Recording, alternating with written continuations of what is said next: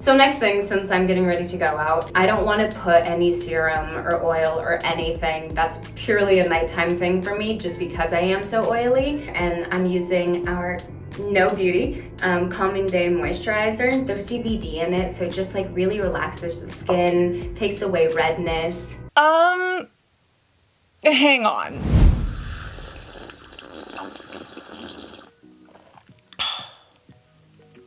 It's been one of those days. And today is also the day that we shall be reacting to Vanessa Hudgenson's Guide to Caring for Oily Skin and Girls Night Out Makeup. Now, we have reacted to Vanessa Hudgens before. Didn't know who she is. I know a little bit more about her. She is stunning, beautiful, talented, intelligent, and all of the things. And she's actually a founder of a skincare line that has something to do with DNA testing, which, we are diving into, and it gets very suspicious. But this right here is an oily skin guide, and hello, I am your acne big sister. I am oily as heck. I am also a medical esthetician, and I've been an expert in the industry for over 10 years. And although I've worked alongside and with both doctors and dermatologists, I am not a physician myself, but I do love analyzing, scrutinizing, and learning from other people's routines. We are going to see how this oily skin guide is different from her regular night routine, or if it's the exact same thing. Being an oily girl myself, I am hoping to pick up some tips. So let's press the play button. Hey, I'm Vanessa Hudgens, and I'm going to walk you through my skincare routine and a going out look. So first up, always cleanse, cleanse, cleanse. Even if it's like midday and you're putting on your makeup to go out with your girlfriends, cleanse. Get everything off so you have like a really clear base. Vanessa! It's Hudgens.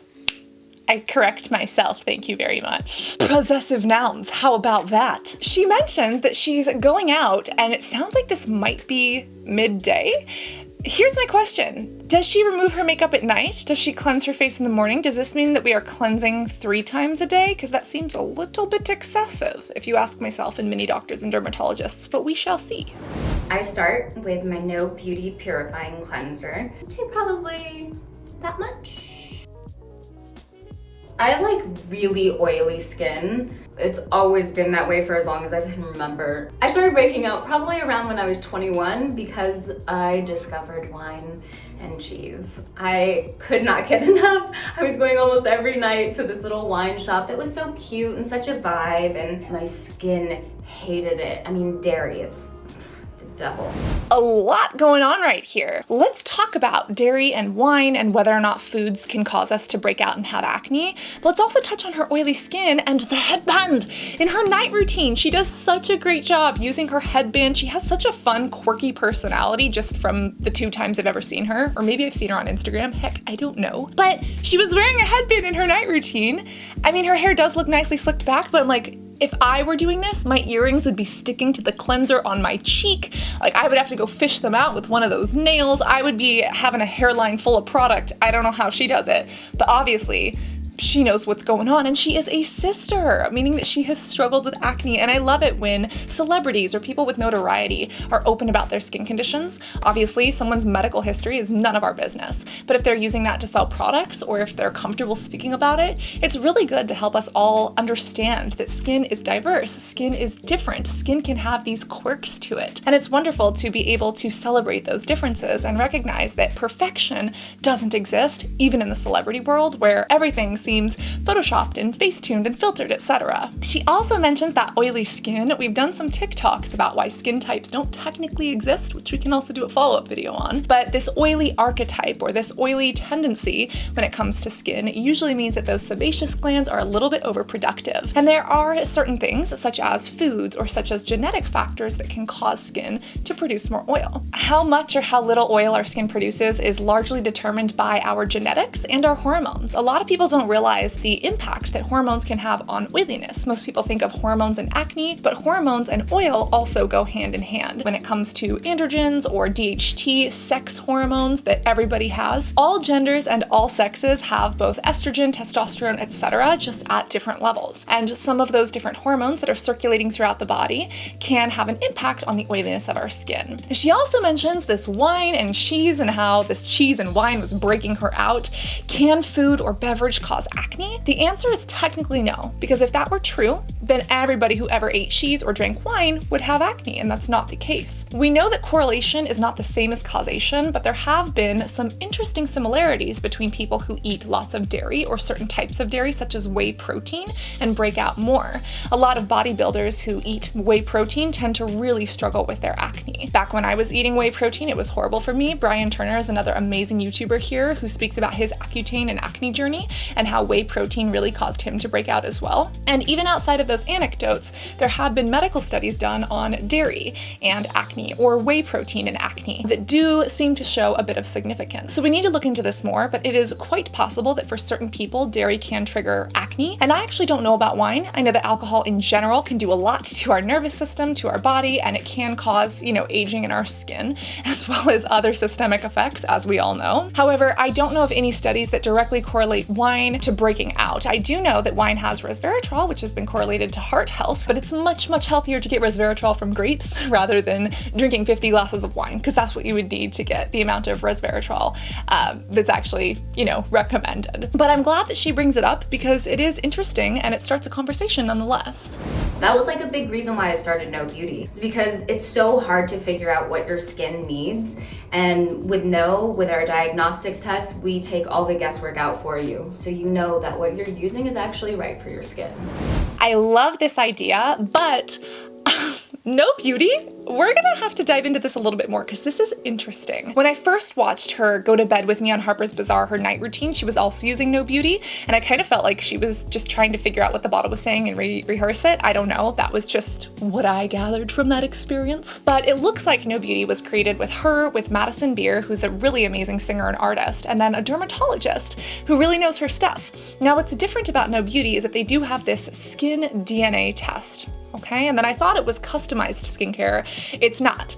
They have products and they just put them in specific packages or bundles for you. But I don't believe that they actually custom blend them for you, which I was misguided by earlier. Now, these skin DNA tests are very interesting, very suspicious. Perhaps we can talk about them. But I tried to dig into No Beauties because there's some problems with DNA tests. There's a lot going on, and I think that it's worthy having a conversation around. But before we do that, let's look at this cleanser. We've already looked at this before, and it has some interesting ingredients such as amino acids and apple.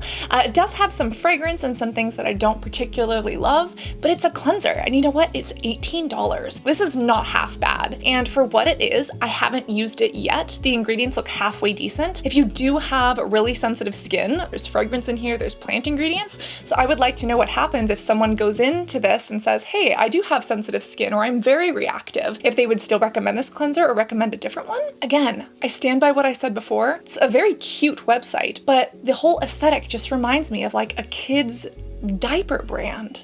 And I mean that in the best way possible. We love a good diaper. As I'm going through the website, I do see two other cleansers. There's a clarifying and a hydrating one. I feel like we are going to have to try these, but the question is, are any of them fragrance-free?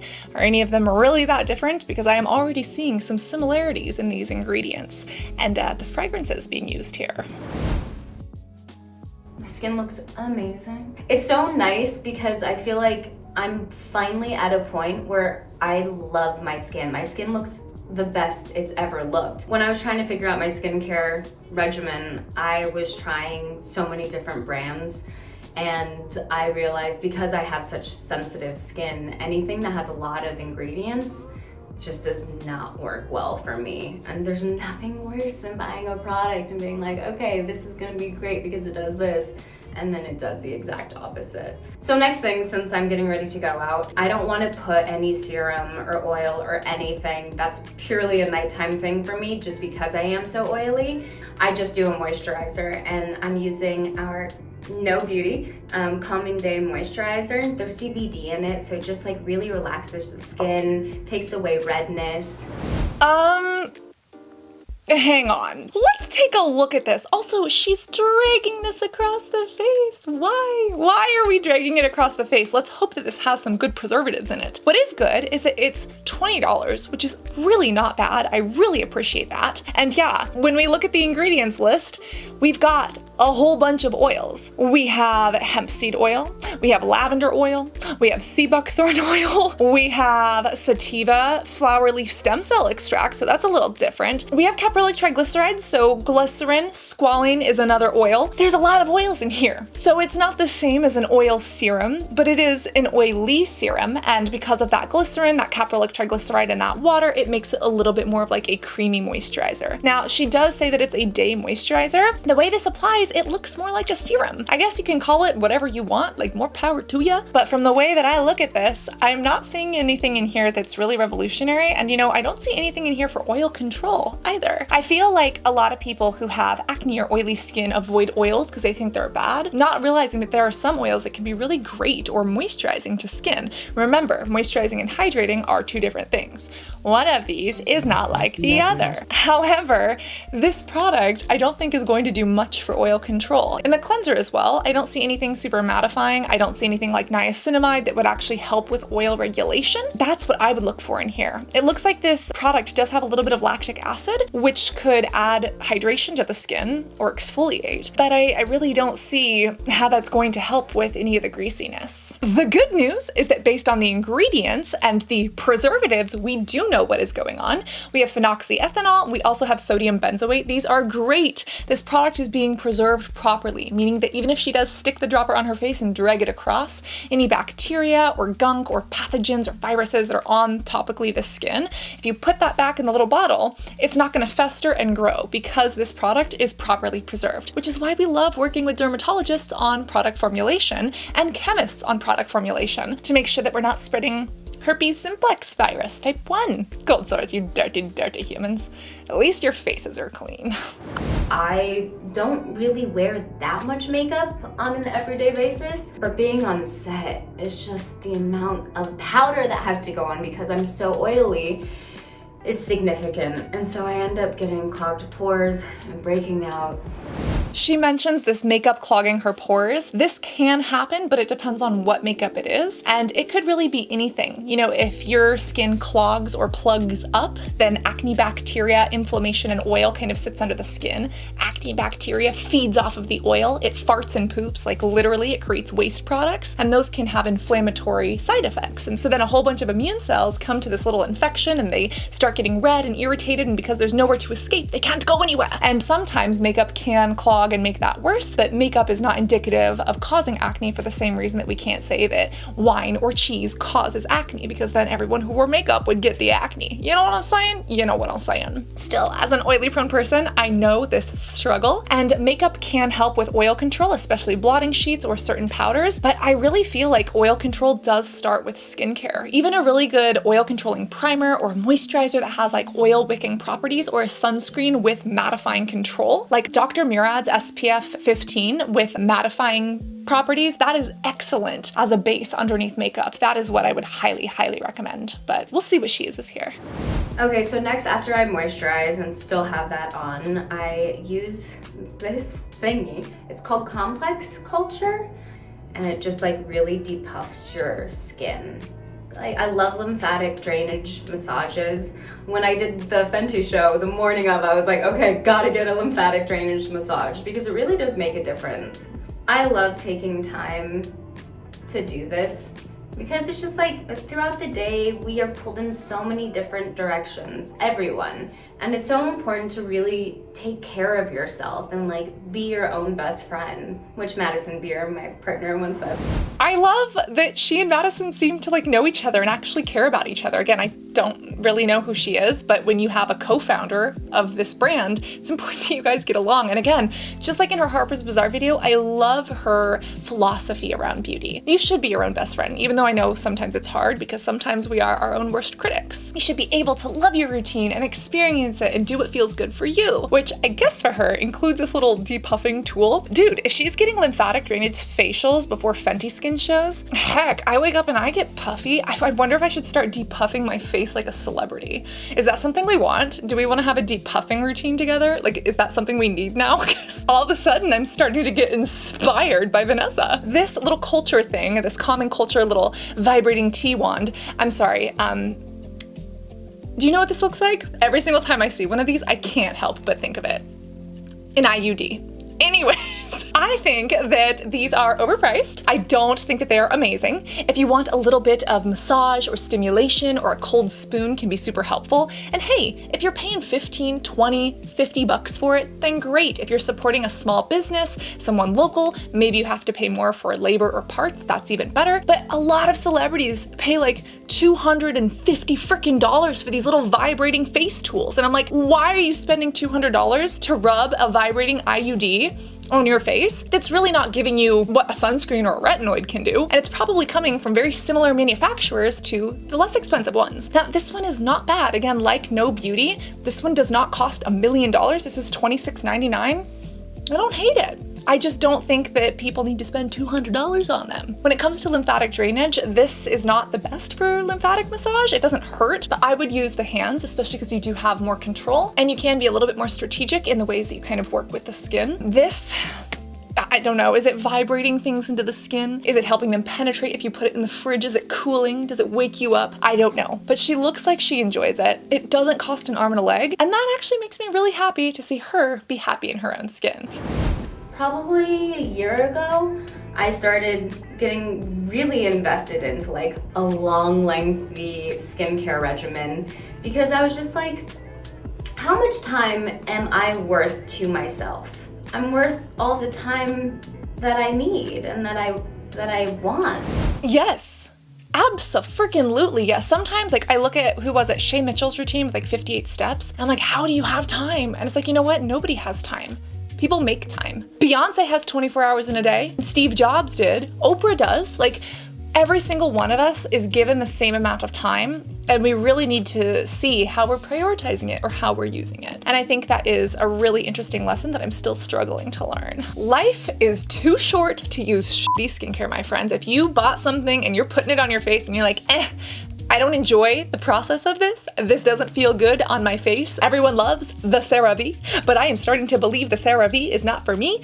Don't finish it. Give it to a friend. Give it to a family member. Obviously, don't waste it, but life is too short to use shitty skincare. Put that on a coffee mug. I'm going to moisturize my lips so that it's ready for when I put on the look. I'm gonna use the Dior Lip Maximizer. Oh my god, I don't use Dior anymore. I think they're an overpriced makeup brand. They are a designer that slapped their name on some really crappy makeup. Their eyeshadows are horribly pigmented. I used to buy their shit.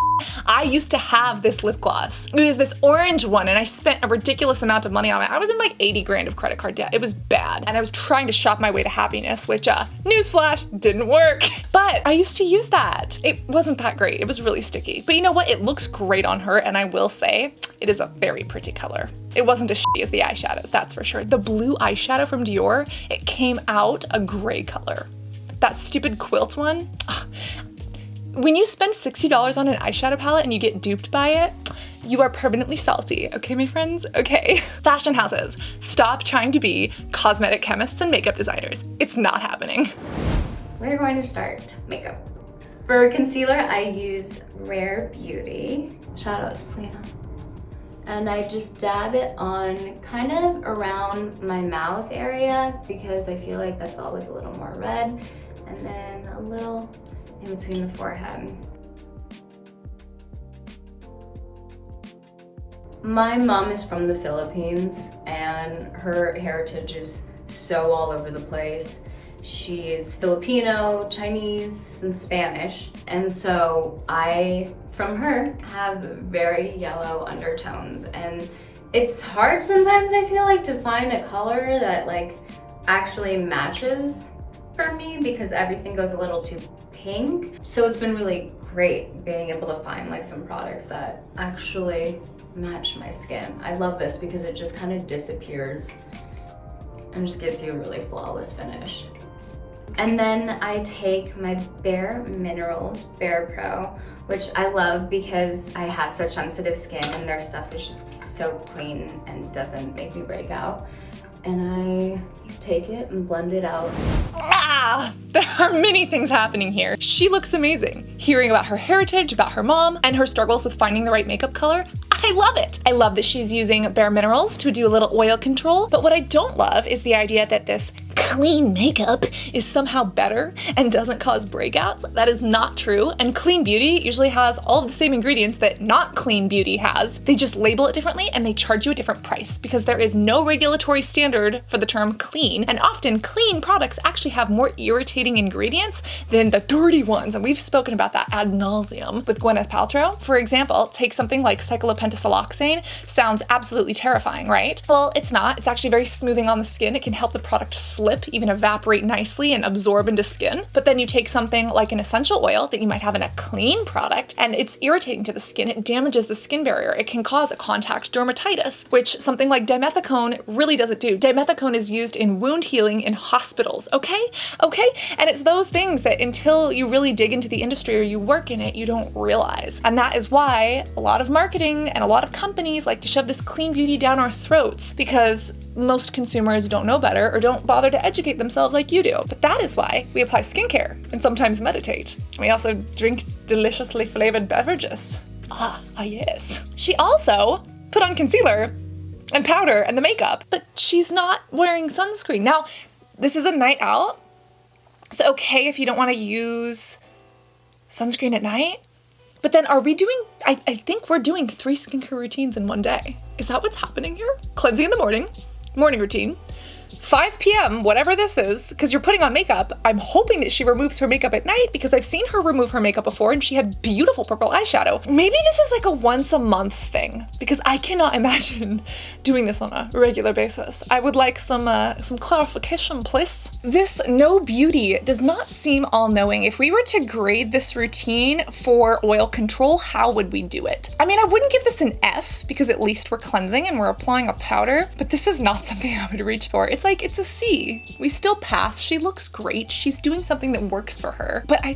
don't see how this is oil controlling at all. What I would personally recommend if we were to build Vanessa a little oil control skincare routine is some sort of clay mask before that cleanser. That would be great at really removing a lot of sebum from the pores and kind of helping to decrease some of that oil control, especially pre-makeup prep. Then she can go in with that cleanser if she wants to. I would recommend something that actually has a bit more oil control. Maybe something with a couple more antioxidants, and she said multiple times she's sensitive. Get rid of the fragrance. Let's just try it without the fragrance and all the plant extracts. Let's try something fragrance-free. Maybe even a nice foaming cleanser, not one that foams on its own because of sulfates, which we don't hate, right? But sulfates can be stripping for some people if they're overused. But let's find, a bubble cleanser that actually foams upon application. That'd be really nice. You could skip a toner. She doesn't want to use a lot of products underneath her makeup. She doesn't want it to gum up or pill up. I would love to see niacinamide in this routine because niacinamide actually helps with oil control, but she said she doesn't want this to pill up, and sometimes niacinamide can. Azelaic acid would also be fantastic for her. She spoke a little bit about her heritage, her mom being Filipino and Chinese, her struggles with acne, some of the other things on her skin. So I would even love to see